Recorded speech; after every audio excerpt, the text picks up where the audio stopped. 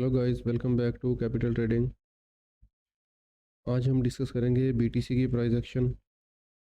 BTC की price में क्या हो रहा है और इन फ्यूचर बीटीसी की प्राइस कहाँ पे जा सकती है। तो बगैर लेट किए स्टार्ट करते हैं हम इसको। हाई टाइम फ्रेम पर्सपेक्टिव से हम इसका स्ट्रक्चर देखते हैं बीटीसी का। प्रीवियस अगर बीटीसी की स्ट्रक्चर को देखा जाए तो यहाँ पे बीटीसी ने अपना लास्ट हाई बनाया और ये वाला बीटीसी का लास्ट लोअर पॉइंट था।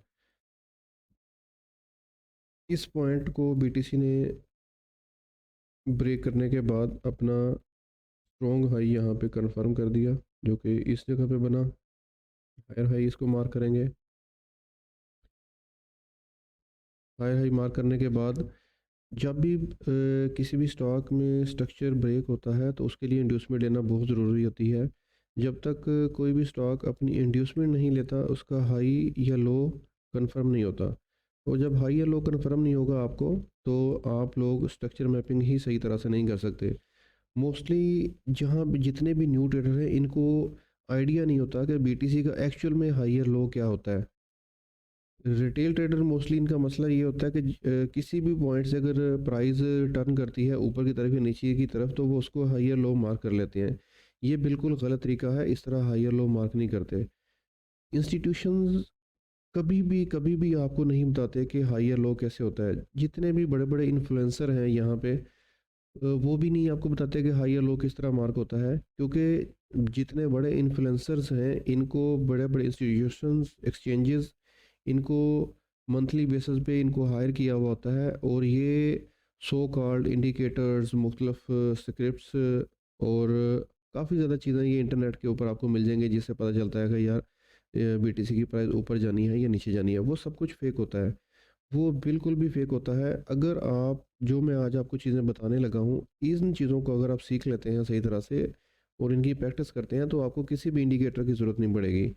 मेरे चार्ट के ऊपर किसी भी किस्म का इंडिकेटर नहीं है, सिर्फ एक वॉल्यूम का इंडिकेटर होता है जिससे हमें सिर्फ जस्ट जजमेंट होती है कि वॉल्यूम कितना आ रहा है या वॉल्यूम जा रहा है इसके अंदर।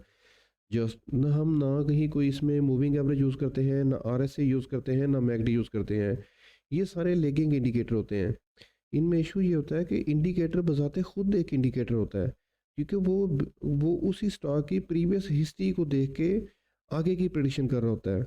लेकिन हम बीटीसी की प्राइस में प्रीवियस हिस्ट्री नहीं देख रहे होते, हम इन फ्यूचर देख रहे होते हैं कि इन फ्यूचर बीटीसी की प्राइस में या किसी भी स्टॉक में क्या होने वाला है। अगर आपने प्रीवियस हिस्ट्री देखनी है फिर तो फ़ायदा नहीं है। अगर आपको फ्यूचर का पता है इसके अंदर तो फिर आप सही डिसीजन ले सकते हैं ना। अगर फ्यूचर का आइडिया नहीं है आपको इसमें क्या होने वाला है, देखें हर जो भी स्ट्रेटजी है उसके चांसेस होते हैं राइट या रॉन्ग होने के। लेकिन राइट या रॉन्ग होने के अगर आपको चांसेस का भी आइडिया नहीं है कि कितने परसेंट चांस है यहाँ पे जो मैं ट्रेड ले रहा हूँ या मैं जो ट्रेड क्लोज कर रहा हूँ इसके चांसेस कितने परसेंट है विन रेट के, तो फिर आपको आपको हमेशा ट्रेड के अंदर लॉस होगा, प्रॉफिट नहीं होगा। तो यहाँ ये पे जो जो चीज़ें बीटीसी का हाई है, हाई तब तक हमारा कंफर्म ब्रेक नहीं होता जब तक इसके ऊपर कैंडल क्लोजिंग ना हो जाए। तो बीटीसी ने इस लेवल पे जाके इसको कोशिश किया ब्रेक करने की, लेकिन ब्रेक नहीं कर सका। और यहाँ से सेलिंग प्रेशर मिला बहुत ज़्यादा और कैंडल एक हैंगिंग कैंडल बनी है जो कि बेरिश होती है। अगर बीटीसी के अंदर ये वाली कैंडल, ये जो रेड कैंडल है, ये इसको स्वीप करके इसके ऊपर क्लोजिंग नहीं देती तो ये बीटीसी की प्राइस कभी भी ऊपर ना जाती और यहीं से नीचे की तरफ ड्रॉप करती। अगर ये कैंडल इसके नीचे क्लोज हो जाती, ये बहुत ही एक सीक्रेट ट्रिक मैं आपको बता रहा हूँ। जैसे ही इस कैंडल ने इसको स्वीप किया और ऊपर क्लोजिंग दी, मार्केट में एकदम से सडन सडन इसमें बुलिश सेंटीमेंट क्रिएट हो गए जो कि आम रिटेलर को नहीं पता होता। ये सिर्फ प्रोफेशनल ट्रेडर्स या जो प्रो ट्रेडर्स हैं उनको इस चीज़ का आइडिया होता है कि यहाँ पे क्या प्राइस एक्शन हुआ है। मोस्टली 99% ट्रेडर्स को इस तरह के प्राइस एक्शन का बिल्कुल आइडिया नहीं होता। ये चीज़ें आपको साथ साथ सीखना होगी। अगर आपने देखें ये जो हम ट्रेडिंग करते हैं ये एक किस्म का बैटल ग्राउंड है। इसमें दो पार्टीज हैं, एक इंस्टीट्यूशंस हैं और एक रिटेलर्स हैं। रिटेलर्स मैं हूँ और आप लोग हैं जिनके पास लो इन्वेस्टमेंट होती है, छोटा फंड होता है। इंस्टीट्यूशंस के पास बहुत बड़ा फंड होता है, हम उनको compete तो नहीं कर सकते क्योंकि हमारे पास उतना फंड नहीं है, हम प्राइस को अपनी मर्ज़ी से मूव नहीं कर सकते। लेकिन हम उनको ट्रैक कर सकते हैं, हम उनकी स्ट्रैटेजी को हैक कर सकते हैं कि ये इंस्टीट्यूशंस किस तरह ट्रेड करते हैं, या हेज फंड जो इदारे हैं वो किस तरह ट्रेड करते हैं। देखिए, जब भी ये बड़े इदारे या एक्सचेंजेस या हेज फंड जब भी ये ट्रेड या मार्केट के अंदर ये एंट्री करते हैं या अपनी ट्रेड ओपन करते हैं, तो क्योंकि इनके पास फंड बहुत ज़्यादा होता है और ये इनके बहुत बड़े बड़े ऑर्डर यहाँ पे लगते हैं, जब भी इनका ऑर्डर एग्जीक्यूट होता है तो ये चार्ट के ऊपर अपनी एक प्रिंट, या आप सादा ज़बान में समझें कि ये एक निशानी छोड़ के जाते हैं प्रोफेशनल ट्रेडर को, जिससे पता चलता है कि प्राइस के अंदर अगर सडन या इन फ्यूचर क्या कौन सा रिएक्शन आने वाला है। तो इन चीज़ों को ट्रैक करते हैं, जैसे ही हमें चार्ट के ऊपर कोई क्लू मिलता है कि स्मार्ट मनी यहाँ पे ऐड हो चुकी है, हम भी उसके साथ साथ ट्रेड करते हैं। तो यहाँ पे जो ये वाला पॉइंट है, ये वाला पॉइंट, यहाँ से प्राइस एक सडन क्यों ऊपर की तरफ पंप आया था, वो इस वजह से देखिए, जो रेड या ग्रीन कैंडल है, एक्चुअल ट्रेडर जो प्रो ट्रेडर है उनकी नज़र में ग्रीन या रेड कैंडल का कोई कंसेप्ट नहीं होता। हमने हम अगर इसको सिंपल एक ही कलर कर दें, या वाइट कर दें, या ब्लैक कर दें, या ग्रीन कर दें, तो भी चलेगा। ग्रीन या रेड का कोई कंसेप्ट नहीं है, जस्ट हमने स्ट्रक्चर की मैपिंग सही से करनी है।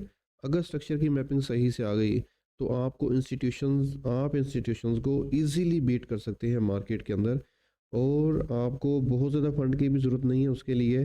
कोई लाखों डॉलर नहीं चाहिए आपको, आपको हज़ारों डॉलर या सैकड़ों डॉलर में भी आप अच्छी खासी अर्निंग कर सकते हैं इसके अंदर से। यहाँ से बीटीसी ने एक पुल बैक क्रिएट किया, और पुल बैक क्रिएट करने के बाद पे प्राइस ऊपर की तरफ गई है, और इस कैंडल ने, ये जो ग्रीन कैंडल है, इसने बीटीसी का ब्रेकअप स्ट्रक्चर कंफर्म किया। एक चीज़ यहाँ पे मैं आपको और बता दूं कि जब भी कोई भी स्टॉक अपना रिसेंट लो या हाई उसको ब्रेक करता है, तो फर्स्ट लो जो हाई होता है, इसको हम चेंज ऑफ करेक्टर कहते हैं। इसको आप as a change of character mark किया करेंगे, क्योंकि यहाँ पे मार्केट का एक करेक्टर जो है वो चेंज हो जाता है। अगर ये पहले प्राइस बेरिश थी, तो इसके ऊपर क्लोजिंग देने के बाद प्राइस बुलिश हो चुकी है, क्योंकि पहले प्राइस लोअर लो बनाई थी, अब हायर लो बनाती हुई जाएगी। तो यहाँ पे ब्रेकअप स्ट्रक्चर जब किया, सबसे पहले आप अपना जो लोअर लो है इसको मार्क कर लेंगे। ये हमारा हमारा लोअर लो हो गया, यहाँ पे हमारा ब्रेकअप स्ट्रक्चर हुआ। जब ब्रेकअप स्ट्रक्चर होता है तो उसके बाद हमें देखना होता है इंड्यूसमेंट। फिलहाल अगर यहाँ पे बीटीसी ने अगर देखें तो प्राइस ब्रेकअप स्ट्रक्चर करने के बाद इस जगह पे जाके, यहाँ इस पॉइंट पे जाके इसने अपना हाई कंफर्म किया इंड्यूसमेंट की कंफर्मेशन के बाद। ये हमारा हाई कंफर्म हो गया। यहाँ पे हाई कंफर्म होने के बाद हम क्या देखते हैं कि पीओआई मार्केट, कोई भी स्टॉक है वो हमेशा दो ही पीओआई से रिवर्स करता है, दोबारा मार्केट पंप करना स्टार्ट करती है। एक हमारा जो इंड्यूसमेंट के बाद फर्स्ट पीओआई होता है, दूसरा एक्सट्रीम पीओआई। उसके बीच में जितने भी पॉइंट ऑफ इंटरेस्ट या ऑर्डर ब्लॉक होते हैं वो किसी काम के नहीं होते। मार्केट वहाँ से रिएक्शन ज़रूर देती है, लेकिन वो ऐसे एसएमटी वर्क करते हैं। अगर नीचे से हम मार्क करना शुरू करें कि बीटीसी के ऑर्डर ब्लॉक या पीओआई कहाँ पे हैं, तो एक्सट्रीम बीटीसी का जो ऑर्डर ब्लॉक है वो है इस जगह पे, ये वाला। ये वाला पॉइंट आपने बीटीसी का एक्सट्रीम ऑर्डर ब्लॉक मार्क करना है, और जो इंड्यूसमेंट के बाद सबसे पहला ऑर्डर ब्लॉक है बीटीसी का, वो यही पॉइंट है। यही पॉइंट जहाँ से मैं आपको बता रहा था कि बीटीसी की प्राइस यहाँ से एक सडन बुलिश क्यों हुई है, वो इस रेड कैंडल की वजह से हुई है। हालांकि अगर देखा जाए तो रेड कैंडल जो है ये रिटेलर के लिए एक बुलेट की तरह होती है, इतने खूबसूरत होते हैं रिटेल ट्रेडर इससे। लेकिन यहाँ पे इसी कैंडल की वजह से बीटीसी की प्राइस सडन ऊपर की तरफ गई है। इन चीज़ों को आपको बहुत डीपली स्टडी करना होगा और याद भी करना होगा, प्रैक्टिस भी करनी होगी। अगर आप प्रैक्टिस नहीं करेंगे तो आपको ये सारी चीज़ें भूल जाएंगी। मुझसे आप हेल्प ले सकते हैं हर तरह की। आप कमेंट सेक्शन के अंदर जाके पूछें कि जो चीज़ समझ नहीं आ रही, आप उसमें मैसेज करें, आपको उसके ऊपर अलग से क्लास बना के दी जाएगी। ये सारे जितने भी पॉइंट हैं, अब इसके अंदर अब देखिए ये हमारा डिसीजनल ऑर्डर ब्लॉक है और ये वाला हमारा एक्सट्रीम ऑर्डर ब्लॉक है। ये दो ऑर्डर ब्लॉक हैं जो हमारे जहाँ से हमें हाईली एक्सपेक्टेड है कि BTC की प्राइस यहाँ से रिवर्स होगी। अगर हम लोअर पॉइंट 4 आवर का टाइम फ्रेम देखते हैं इसके अंदर, उसमें देखते हैं क्या हो रहा है।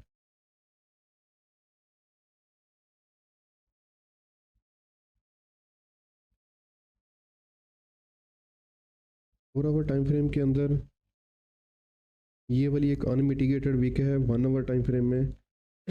मैं इसको 4 आवर में भी मार्क कर रहा हूँ।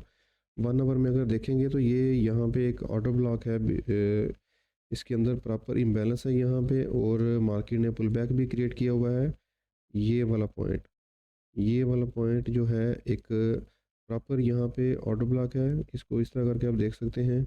ये यहाँ से प्राइस फिर ऊपर गई, ये नीचे आई और सडन यहाँ से रिएक्शन आया। देखिए ऑर्डर ब्लॉक हमेशा वहाँ पे बनता है जहाँ पे बिग इंस्टीट्यूशंस या हेज फंड इंस्टीट्यूशंस इन्वॉल्व होते हैं। वहाँ पे उनके बहुत बड़े ऑर्डर लगे हुए होते हैं जिसकी वजह से प्राइस सडन मूव करती है और वहाँ पे प्रिंट छोड़ के जाते हैं, जो कि इन फ्यूचर जब भी प्राइस दोबारा उस जगह पे आती है तो वहाँ पे हमें एक सडन और एक अच्छा खासा प्राइस के अंदर मोमेंटम देखने को मिलता है। इसी चीज़ को हम ऑर्डर ब्लॉक कहते हैं। इसका मार्क करने का तरीका भी आपको बताया जाएगा। यहाँ पे इस दफ़ा इस ऑर्डर ब्लॉक की वजह से प्राइस ने मूव किया है, जो BTC ने एक सडन रिएक्शन दिया। इसको हम ऐसे करके मार्क करेंगे। जब भी BTC की प्राइस या किसी भी स्टॉक की प्राइस ऑर्डर ब्लॉक के ऊपर टैप करती है तो जो फर्स्ट इसका पुल बैक होता है या रिसेंट हाई होता है, इसको हम एज ए चौक मार्क करते हैं, चेंज ऑफ करेक्टर। ये चेंज ऑफ करेक्टर हो गया। चेंज ऑफ करेक्टर होने के बाद यहाँ पे हम इसको इसका न्यू हायर लो मार्क करेंगे 4 आवर टाइम फ्रेम के अकॉर्डिंगली। और हमारा ऊपर की साइड पे एक ये वाला बेरिश ऑर्डर ब्लॉक था, इसको हम ये सप्लाई जोन भी मार्क कर सकते हैं हम इसको, क्योंकि ये 4 आवर के अकॉर्डिंगली एक सप्लाई जोन है।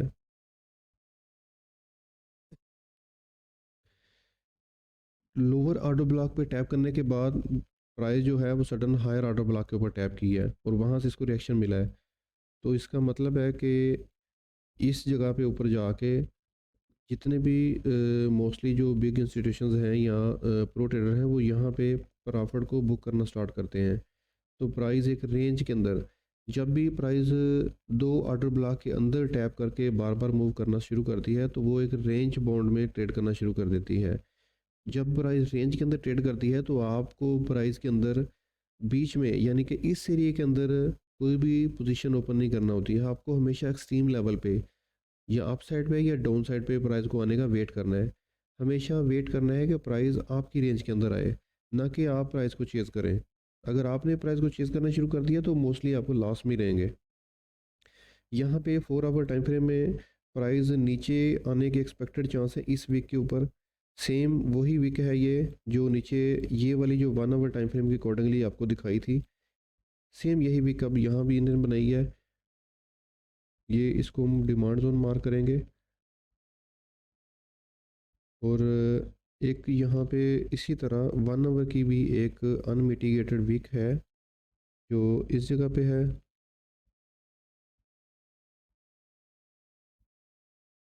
इसको भी हम as an order block mark करेंगे 1 आवर की। लेकिन मोस्ट जो हाईली चांस हैं प्राइस के रिवर्स होने के वो इस जगह पे हैं। यहाँ से प्राइस के ज़्यादा चांसेस हैं रिवर्सल होने के। अगर इन फ्यूचर प्राइस नीचे आती है जो एक्सपेक्टेड है इस तरह करके आएगी। अभी के लिए प्राइस इस लेवल तक जा सकती है, इस लेवल तक, इस लेवल तक। यहाँ से प्राइस स्लो स्लो इस तरह करके मूव करेगी। यहाँ से आपने लोअर टाइम फ्रेम के अंदर जाके देखना है। अगर इंटरनल चोक या इस तरह का कोई भी रिएक्शन आता है जिससे आपको पता चलता है कि इंस्टीट्यूशंस ने अपनी ट्रेड ओपन की हैं, तो आप भी उनके साथ अपनी ट्रेड ओपन करें इस जोन के अंदर, इस जोन के अंदर। और आपको स्टॉप लॉस इस लो के नीचे रखना होगा और टारगेट हमारा ये वाला होगा, ये वाला एरिया। जो ये वाला ऑर्डर ब्लॉक है या रिसेंट जहाँ से प्राइस रिवर्स हुई है वही हमारा टारगेट होगा। लेकिन यहाँ पे कंफर्मेशन के बाद आपने ट्रेड ओपन करनी है, क्योंकि मार्केट में सेलिंग काफ़ी ज़्यादा हो रही है। चांस यहाँ पे हाई प्रोबेबिलिटी जो है वो प्राइस की अपसाइड मूवमेंट के हैं, क्योंकि अभी तक किसी भी टाइम फ्रेम के अंदर प्राइस बेरिश नहीं हुई। ना ही प्रीस ने कोई इंटरनल या एक्सटर्नल लो ब्रेक किया 4 आवर के अंदर भी, या डेली टाइम फ्रेम में भी, या वीकली में भी। ओवरऑल सारे के सारे टाइम फ्रेम जो हैं वो बुलिश हैं, इसलिए आपको घबराने की ज़रूरत नहीं है कि प्राइस ये मूव कर रही है, या इस तरह के मूव आते रहते हैं। एक यहाँ पे मैं चीज़ आपको और बता दूं कि प्राइस के जो ऊपर की तरफ मूव करने के चांस है वो है वेडनेसडे या थर्सडे को। इन 2 दिन के अंदर आपने एक्टिवली रहना है। ट्यूसडे नाइट के बाद प्राइस वेडनेसडे को शाम के टाइम शायद ऊपर की तरफ अगर पंप की तो वेडनेसडे को करेगी शाम के टाइम, पाकिस्तानी टाइम के अकॉर्डिंगली 6 बजे के बाद आई थिंक। तो ये ख़ास टाइम है उस दिन का, इसमें प्राइस को ऊपर की तरफ मोमेंटम में आने के चांसेस हैं। तो अभी के लिए ये एनालिसिस काफ़ी है। आप इसके अकॉर्डिंगली ट्रेड करें। अगर प्राइस इस जगह पे जाती है, यहाँ पे लोअर टाइम फ्रेम कंफर्मेशन के बाद आप इसको शॉर्ट कर सकते हैं। यहाँ तक, इस जोन तक आप शॉर्ट कर सकते हैं, और इसके बाद आप प्राइस को दोबारा लॉन्ग करें, जो आपका टारगेट ये वाला हाई दोबारा होगा। यहाँ पे अगर आपको रिवर्सल के कोई चांस नज़र नहीं आते, मोमेंटम ठीक है, तो प्राइस को आप होल्ड रखें, या आप अपना 50% यहाँ पे प्रॉफिट बुक करें। प्राइस यहाँ से ऊपर जाने के चांस है। ऊपर की साइड पे यहाँ पे एक लिक्विडिटी पूल क्रिएट हो रहा है, जिस क्योंकि जितने भी ट्रेडर जो शॉर्ट कर रहे हैं स्टॉक को, बीटीसी को, वो इस जोन के अंदर अपने स्टॉप लॉस लगा रहे हैं सारे, इस हाई के ऊपर। तो जिस हाई या लो के ऊपर सबसे ज़्यादा स्टॉप लॉस होते हैं, हमेशा प्राइस उसी तरफ मूव करती है, क्योंकि इंस्टीट्यूशन को चाहिए होती है लिक्विडिटी। लिक्विडिटी के बगैर मार्केट बिल्कुल भी मूव नहीं करती। तो उनको लिक्विडिटी चाहिए, लिक्विडिटी उन्होंने देखना है सबसे ज़्यादा कहाँ पे है, जहाँ पे ज़्यादा है वहीं पे प्राइस जाएगी। वो लिक्विडिटी के बाद ही आपने ट्रेड मार्केट के अंदर एंटर करना है।